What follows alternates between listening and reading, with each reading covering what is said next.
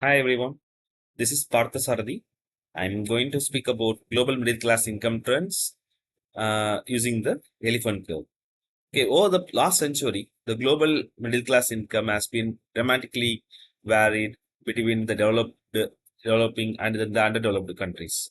Okay, this the elephant curve helps to visualize this. So first we go to the underdeveloped countries where the infrastructure and then the industrialization has not been picked up. Okay, so that's slowly picking up. As you can see, and the middle class income has not been much.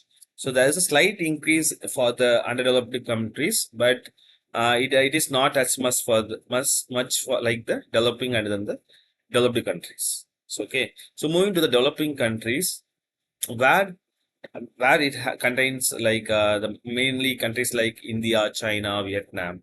You can see that there's the middle class income has been drastically increased for these countries. This mostly because of the manufacturing units in China and then the India. Okay.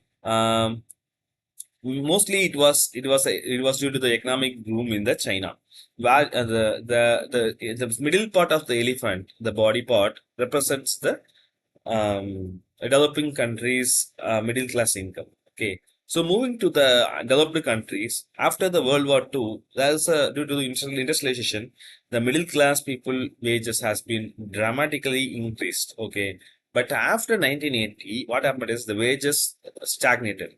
This is because the countries like India, China emerged with their new manufacturing units and with lesser cost.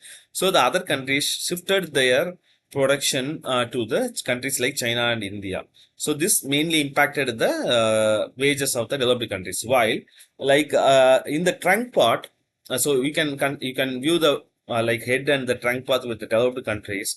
So as you can see, the trunk part is higher, right? So that represents the 1% people in the developed countries who has a higher income. Other than that, all the other middle class peoples have the stagnated wages. Okay, so so now we have seen this elephant curve was talking about this in the year 2000. Okay, so it stands valid around that year, but what about 2024? Whether it currently stands valid up to now?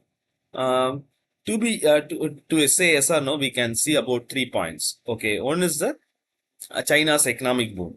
So what happened is now the China has increased the labor costs. So the economic boom has been slowly stagnated.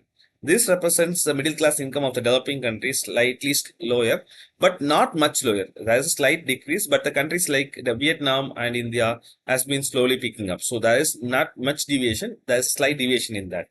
And moving on to the underdeveloped countries, where there is a little increase in the infrastructure and then the industrialization. So there is a slight increase in their part too, regarding the underdeveloped countries.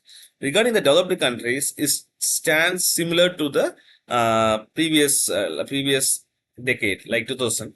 But there is a slight difference. The automation and then the emerging countries like Vietnam and other countries. So there is another thread for the developed countries regarding the middle class income.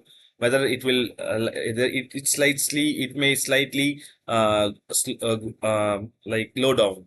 So there may be light shifts in the elephant curve, but still it stands valid in 2024. Okay, so going forward, there is a strong disparity between this developing and then developed countries.